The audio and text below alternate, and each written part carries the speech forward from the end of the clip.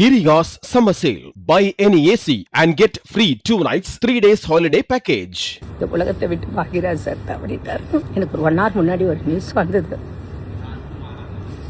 இந்த உலகத்தை விட்டு பாக்யராஜ் சார் தவறிட்டார். நல்ல டைரக்டர். ஒரு படங்கள் நான் 2 படம் பண்ணியிருக்கேன். அதோட என்னோட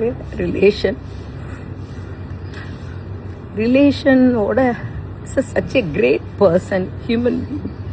நல்ல டைரக்டர். நான் இப்போ இங்கே டெல்லியில் இருக்கிறனால எனக்கு ஒன்றும் பண்ண முடியல sir. Sorry sir, miss you. ஏன்னா அந்த கல்யாணம் பண்ண டைம் எல்லாமே நான் போய் அவர்கிட்ட பேசும்போதும் என்னை பற்றியெல்லாம் ரொம்ப பெருமையாக பேசுவார். Great person.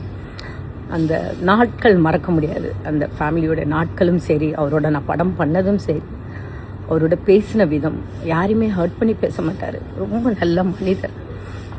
இந்த மாதிரி ஒரு வரவிட நல்ல மனிதருக்கு நம்மளை விட்டு போகிறாங்க சொல்ல மனசு ரொம்ப ரொம்ப கஷ்டமாக இருக்குது. பாரதிராஜா சார், பாக்யராஜ் சார் நினச்சே பார்க்கல. எனக்கு இப்போ என்னென்னா டெல்லியில் இருக்கேனே, என்னால் போக முடியல சுச்சுவேஷனில் இருக்குது.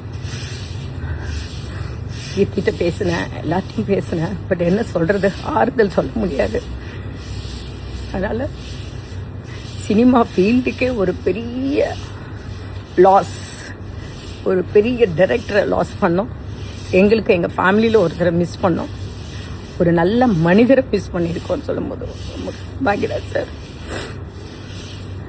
குஷியுடைய மேரேஜ் கூட நான் சங்கீத் அண்ட் மெஹந்திக்கு போயிருந்தேன். கல்யாணத்துக்கு வராருன்னு சொல்லும்போது என்னால் இருக்க முடியல, டெல்லி வந்தனால. இப்போ நான் ஃபீல் பண்ணுறேன், அங்கே இருந்திருந்தாலும் அவர்கிட்ட நான் பேசியிருப்பேனே அப்படின்னு ரொம்ப மிஸ் பண்ணுறேன் சார்.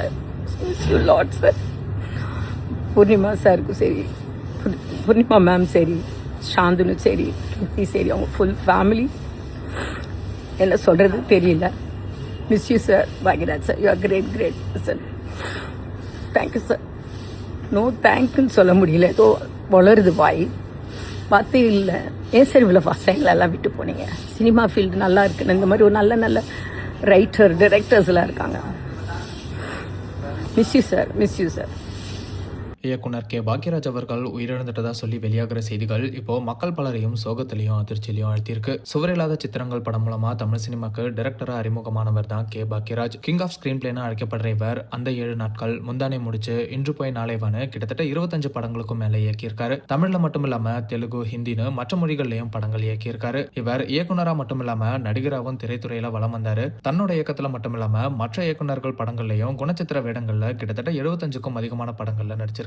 இந்த ஒரு சூழ்நிலையில 73 வயசாகக்கூடிய கே பாக்யராஜ் அவர்கள் இன்னைக்கு காலையில மாரடைப்பு காரணமா உயிரிழந்திருக்காரு. மாரடைப்பு ஏற்பட்ட உடனே சிகிச்சைக்காக ஹாஸ்பிட்டல் கூட்டிட்டு போயிருக்காங்க.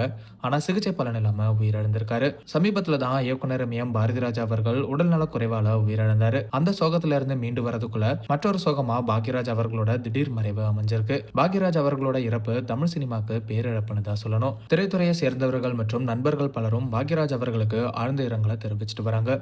பாக்யராஜ் அவர்களை இழந்து தவிக்கிற அவரோட குடும்பத்துக்கு எங்களோட அனுதாபங்களை தெரிவிச்சுக்கிறோம். Giriya's summer sale. Buy any AC and get free 2 nights, 3 days holiday package.